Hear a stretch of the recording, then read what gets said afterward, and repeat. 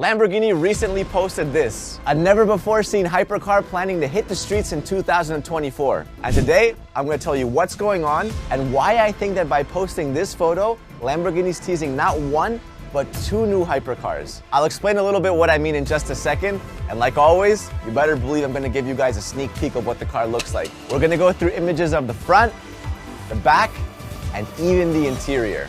So let's get started. All right, so first let's check out Lamborghini's Instagram post. Got a little smoky, dramatic video teasing a front look of the car, and immediately you can see that it resembles another Lamborghini model, the Vision GT. In fact, it even appears to be the same color. Alex and I actually got to see this car in person in Bologna, Italy at Lamborghini's factory, and it is my favorite car ever. Only problem is that the car is just a concept. You can't even open the doors on it because there's no interior. So the main issue with the Lamborghini Vision GT is that even though it looks cool, it can't drive. And even if Lamborghini wanted to make a production version of this car, they'd have to change a million different things just to make it road legal. This car, however, is gonna have to be able to drive because it's gonna compete. That's right. This thing is gonna be a race car. And look, if you're somebody that gets immediately turned off by the word race car, no problem, fair play. I got good news for you, because I believe that this Lamborghini race car is gonna be the inspiration for a brand new, ultra limited, road legal Lamborghini hypercar to be released in 2025. And that's the car that we're gonna reveal today. What, you guys thought I was gonna reveal a race car? You guys crazy? Race cars are very simple and yeah, they look cool and stuff, but we're trying to get to the juicy stuff. I'm gonna show you guys the hypercar version that I think is gonna come out as a result of this race car coming out. We're looking into my crystal ball.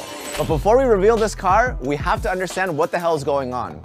Lamborghini is referring to this race car as the Project LMDH. LMDH stands for Le Mans Daytona Hybrid. Now for a lot of you, Le Mans should definitely ring a bell. And if you have no idea what I'm talking about, think one of the most prestigious races in the world. A 24-hour marathon where cars don't just test speed, but also endurance. Now, the Le Mans hypercar is basically this race's hypercar class category, but the Le Mans Daytona Hybrid is a more cost-efficient version of this category. There's a couple of differences between these categories, but the LMDH class caps the amount of money companies can spend on the car to $1 million. And this is great, because if the race doesn't have a strict budget, then what you'll get is a select few spending a ton of money. So this allows more companies to participate, and overall gives everybody a better show. It's a win-win situation.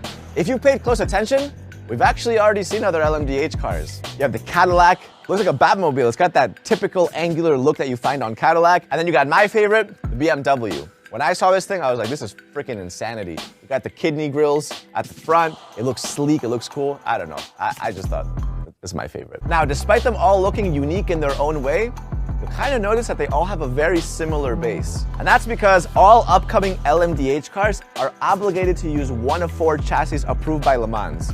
You have Dallara, Oreca, Multimac, or Ligier. Once they have their chassis, they can go and build whatever the hell they want within the restrictions. It's actually amazing how they can maintain their design language and be so easily recognizable despite having to use a third-party chassis. Now, for a street-legal version of this Lamborghini LMDH, Lamborghini's not gonna have that absolute requirement of having to base their car off of one of those chassis.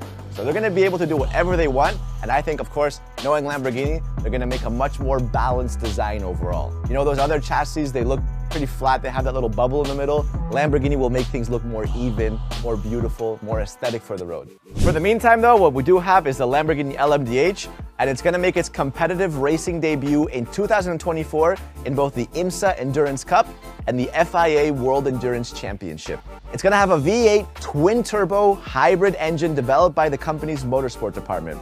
And this is gonna be the first ever racing engine developed entirely from scratch by Lamborghini Squadra Corsa. It's gonna have 671 horsepower, because that's the Le Mans limit, and it's gonna weigh 1,030 kilos, because that's the Le Mans limit. All right, so anyways, it's time to reveal this car. Again, Lamborghini for now is making a race car, but I think that this is gonna inspire a new street legal car to come into production. Similarly to how Aston Martin came out with the Valkyrie. Look, I was taken on a joyride in a Valkyrie at Goodwood, and I can tell you right now, I completely understand the hype around that car. Being inside of the Valkyrie was unlike any other car I've ever been in. The car had so much power that it would literally accelerate in like steps because the traction couldn't handle the power. It was freaking crazy. Now, yes, the cabin was very, very small, borderline intimate, if we're getting real. But it's the only way of making something like that actually possible. Now, I know how proud the team over at Lamborghini is with their Lamborghini Vision GT, and rightly so. And seeing as they're finally going to bring something similar to it to life, it would only make sense for Lamborghini to go the extra step and make a road-legal LMDH-esque hypercar. So here it is. I've sat down with the designers, and with a little bit of imagination, we have a feeling that the day Lamborghini decides to build this car, it could look a little something like this. How incredible does this look? The first thing you'll notice is how similar it looks to the LMDH, but this time around, Lamborghini would be able to use their own chassis and not be limited to the restrictions that the LMDH body has. One of the first things that this naturally changes is that the car now becomes a two-seater instead of a one-seat race car. Yeah, you're gonna be pretty squished together and it might not be super comfortable, but it's gonna be a lot more fun than sitting by yourself with a radio in your helmet. Over at the front, you have these lights inspired by the Lamborghini Vision GT and Terzo Millennio. Super sick car. If you guys aren't aware of the Terzo Millennio, highly recommend you watch it. Mrs. Supercar Blondie herself already reviewed it.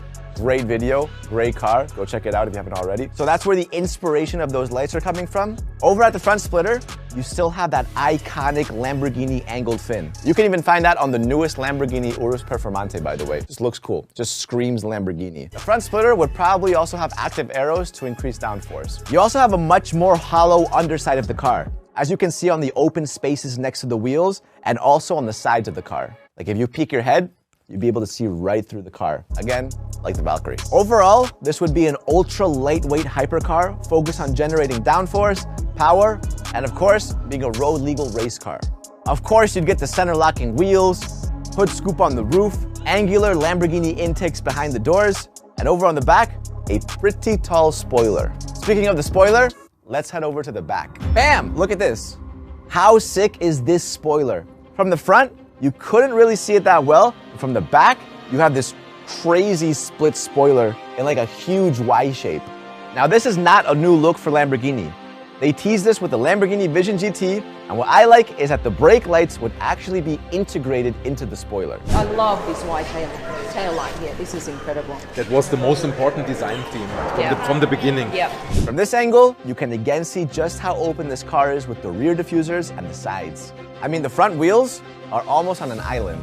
And if you look very closely, just behind the front wheels, you'll see the side view cameras. Now this car would theoretically hit the streets in 2025, so hopefully by then we can finally get legislation to approve side view cameras globally. Right now you have all of these super cool cars like the Cadillac Celestiq, which are trying to throw side view cameras on there, but legislation won't approve it, so they have to replace them with normal mirrors. Now, before we go to the inside, I gotta say that the engine is super hard to predict on something like this because Lamborghini can go a million different ways. As of now, the most viable option would be a hybrid hitting over 1,000 horsepower. Of course, it would have the in-house Lamborghini Squadra Corsa engine for the LMDH, but without the Le Mans 671 horsepower limitation. All right, time to check out the interior. Here it is.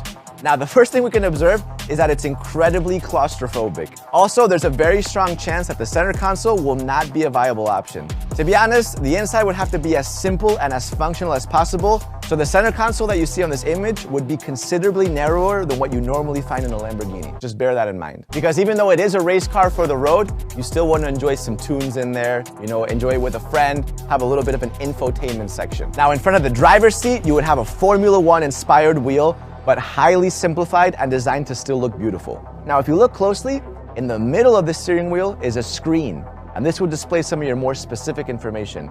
But of course, you could also deactivate it.